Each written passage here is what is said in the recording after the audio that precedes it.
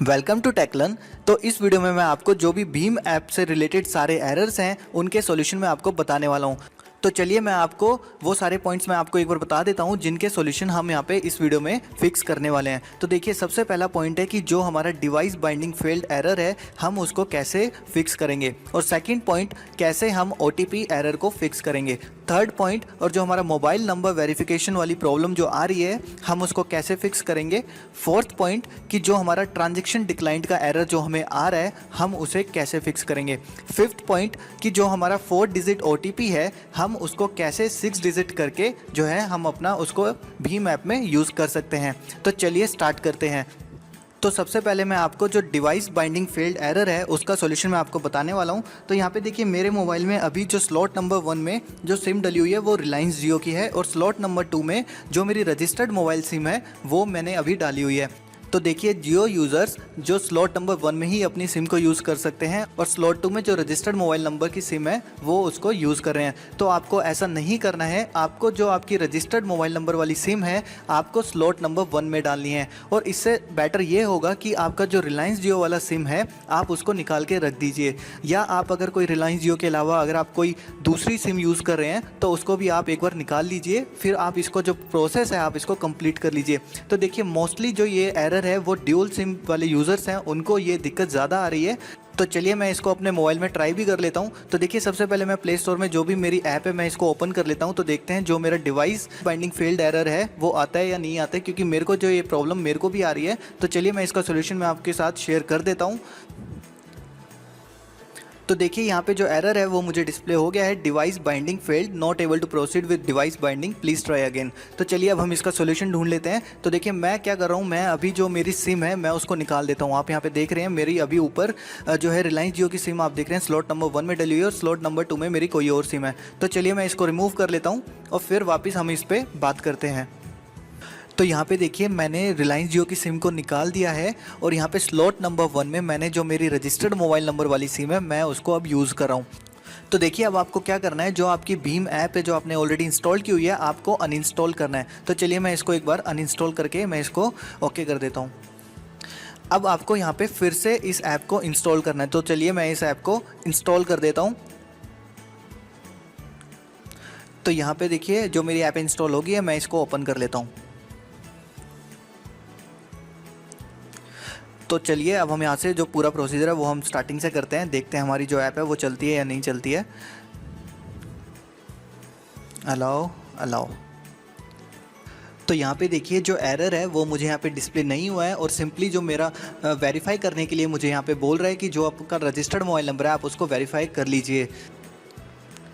तो यहाँ पे देखिए जो मेरा मोबाइल नंबर है वो वेरीफाइड हो चुका है, और यहाँ पे जो मुझे ऐप पे पासवर्ड लगाना है वो मैं यहाँ पे लगा देता हूँ, और सिंपली नेक्स्ट पे क्लिक कर देता हूँ। फिर से मैं कंफर्म पासवर्ड यहाँ पे जो है वो मैं सेम डाल लेता हूँ और फिर से नेक्स्ट कर देता हूँ। तो इस सारी चीज़ों के बारे में आप ऑलरेडी जानते होंगे। तो आप यहाँ पे देख सकते हैं मैं अब अपना बैंक भी सिलेक्ट कर सकता हूँ। तो कहने का मतलब ये है कि आप ये वाला मेथड अडॉप्ट करके आप ये जो एरर है उसको आप दूर कर सकते हैं। तो देखिए, सिंपली आपको जो आपका स्लॉट नंबर 1 में आपको रजिस्टर्ड मोबाइल नंबर वाली सिम डालनी है, और आपको ये बात ध्यान रखनी है कि आपकी सिम में इतना बैलेंस होना चाहिए कि वो कोई वेरिफिकेशन नंबर के लिए मैसेज भेज पाए। और एक बात आपको ये भी ध्यान रखनी है कि जो आपका इंटरनेट कनेक्शन है वो ब्रेक ना हो, मतलब उसमें एक अच्छा इंटरनेट कनेक्शन जो कनेक्टिविटी है उसमें वो कनेक्टिविटी अच्छी हो।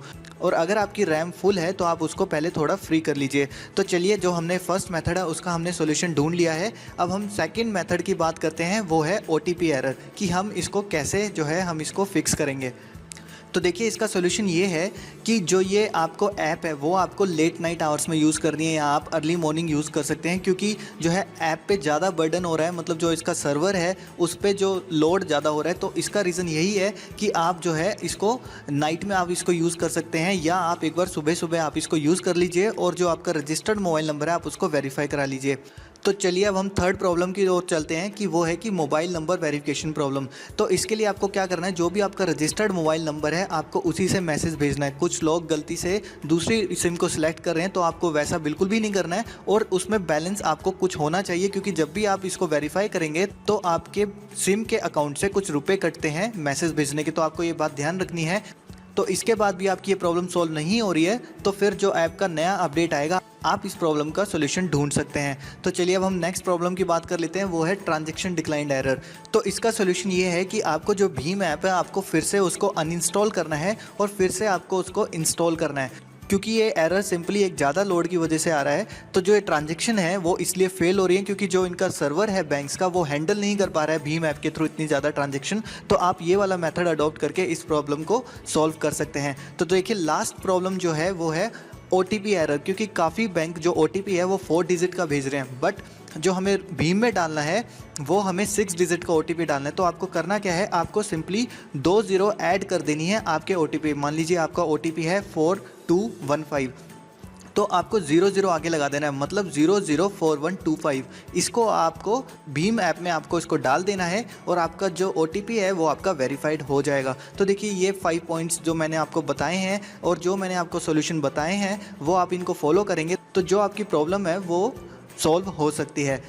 और अगर आप ये स्टेप फॉलो करने के बाद भी आपकी जो प्रॉब्लम है वो सॉल्व नहीं हो रही है तो इसका लास्ट सॉल्यूशन ये है कि जो भीम ऐप का जब भी अपडेट आएगा तो आप उसके थ्रू ही आप इसको यूज़ कर सकते हैं। और कुछ लोगों को जो मैंने डाउट्स देखे हैं वो ये कह रहे हैं कि जो उनका कुछ बैंक हैं वो उसके UPI में रजिस्टर्ड नहीं है, मतलब भीम ऐप में वो बैंक डिस्प्ले नहीं हो रहे हैं। तो देखिए अगर वहाँ पे जो बैंक डिस्प्ले नहीं हो रहे हैं जैसे SBBJ, तो आप इसे यूज़ नहीं कर सकते हैं। जब भी इसका कोई अपडेट आएगा या जो पर्टिकुलर बैंक है वो लिंक होगा भीम ऐप से तभी आप इसको यूज़ कर पाएंगे।